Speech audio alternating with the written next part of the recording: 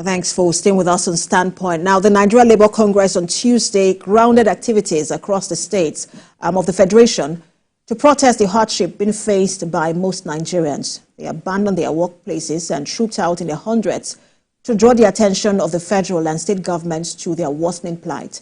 While the protests were peaceful across locations, the union decided to suspend the exercise after what it deemed a successful outing. Barely 2 days later, during the inauguration of the Lagos State Red Line Rail Service, President Tinubu on Thursday took a swipe at labor unions.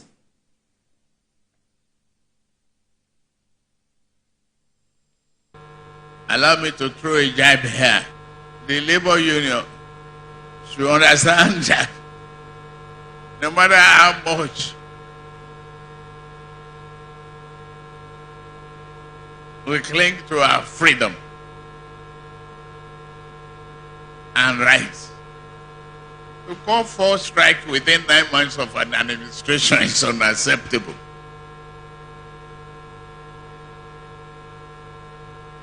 If you want to participate in the electoral process, wait on the 2027.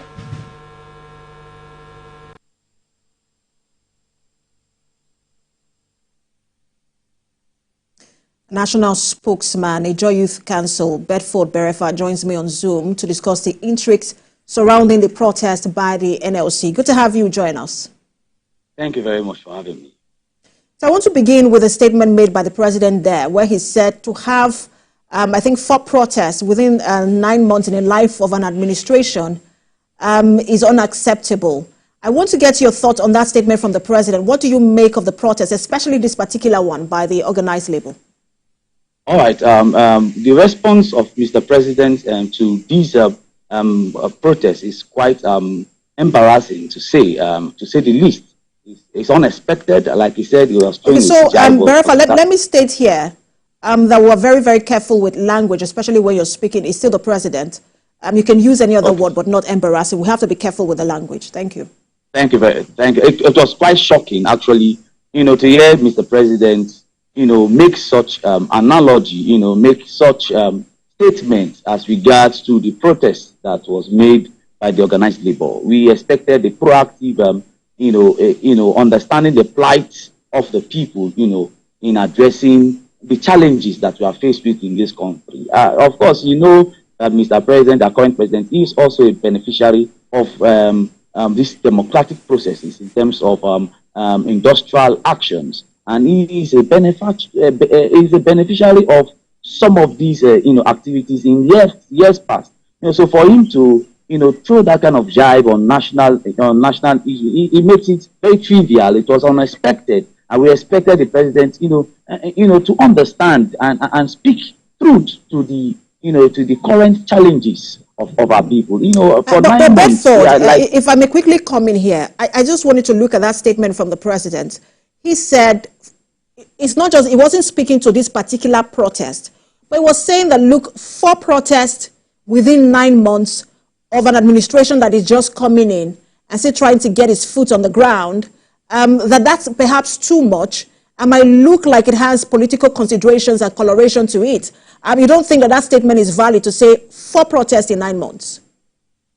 All right, but if in 9 months, the economy has moved from bad to worse, and so of course, for me, it's not even enough. It has ended in protest. The NLC should have even taken it further by its industrial strike action to express their grievances, because there is so much poverty in the land. Of course, he expected some level of engagement has been done in the background. Last September, there were some issues that were discussed, and they came to an agreement, but those agreements are not implemented. So that is the reason why the people and the organized labor has gone back to protest. Well, of course, so to say that in 9 months, the economy that has moved from worse to bad, from bad to worse rather, that an economy that Gari was about 1,000 naira, now Gari is over 2,500 naira in less than 9 months. It is quite sad. And so this industrial action, it is the least.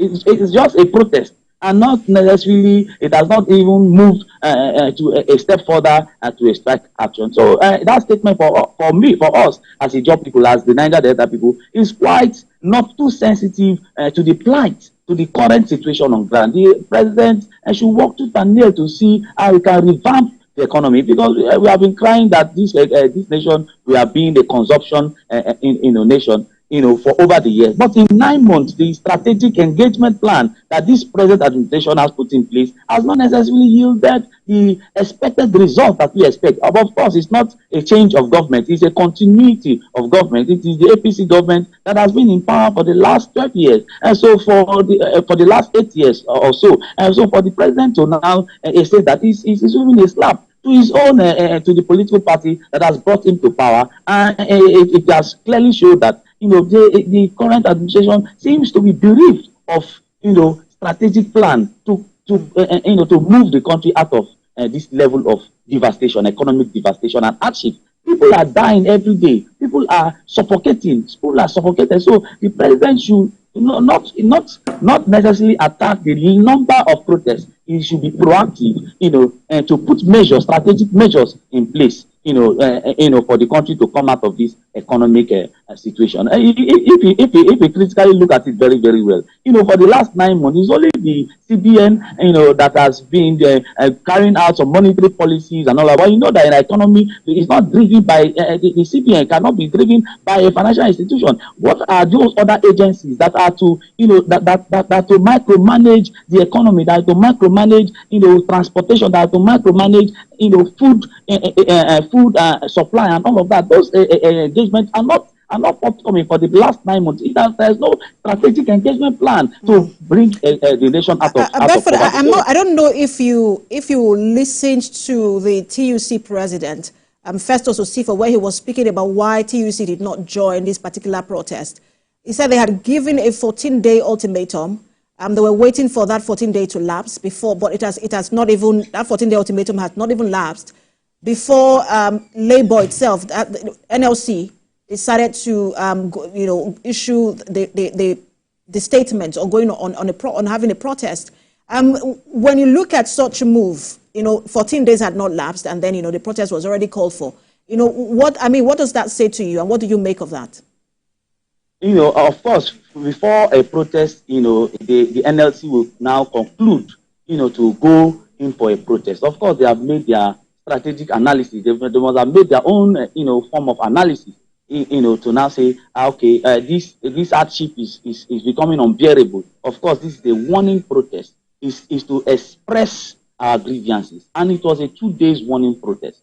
So of course, there are several ultimatums that have been given that have not seen the light of day. Since the inception of this government, there are ultimatum upon ultimatum that have been given, but the ultimatum, has not necessarily, yielded any positive result. So, but the NLC also has, has their own issues. The Nigerian populace, are gradually even losing interest in the Joe Leroy led NLC, because they have not lived up to expectation. For you to now, it's as if we are playing an hanky-panky game, like the president rightly said. They are political, detectors that could have infiltrated and see that some of these protests does not see the light of day. Of course, the TUC, what he said.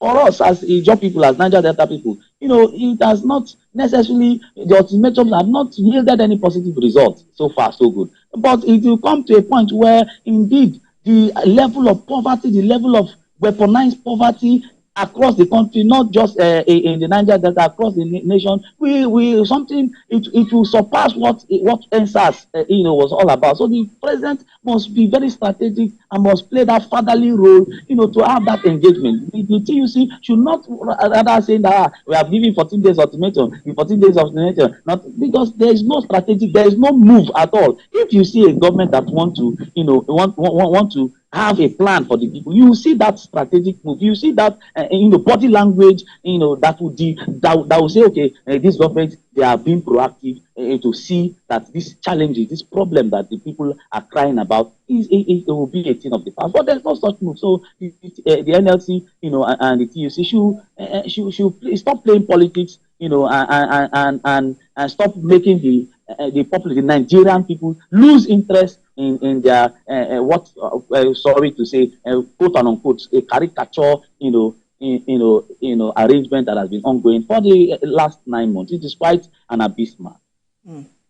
Thank you so much for your time. We'll see how the federal government and the organized labor will continue to engage.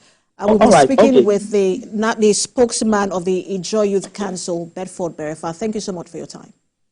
Thank you very much. I'm grateful. I thought I would have a last note to express. I also want to, use this medium as a point of call to reach out into PMS vendors, that they should understand that this poverty is not just leaving everything to government. We have corporate social responsibility that every individual, every key player of the economy must play a role in ensuring that our economy survives. Like the AARANO, that has made, they should take empathy should be the order of the day for those PMS vendor and other economic players across the nation should come on board again, to ensure. we have to leave it there, and we're not allowed to mention name of brands, which you just did. I need to also say that. But we have to leave it there. Thank you so much for your time again, spokesman for Ijaw Youth Council, Bedford Berefa. And that's where we also leave it on on Standpoint. Remember that you can watch a repeat broadcast tonight at 11 p.m. and 5 a.m. on Sunday morning.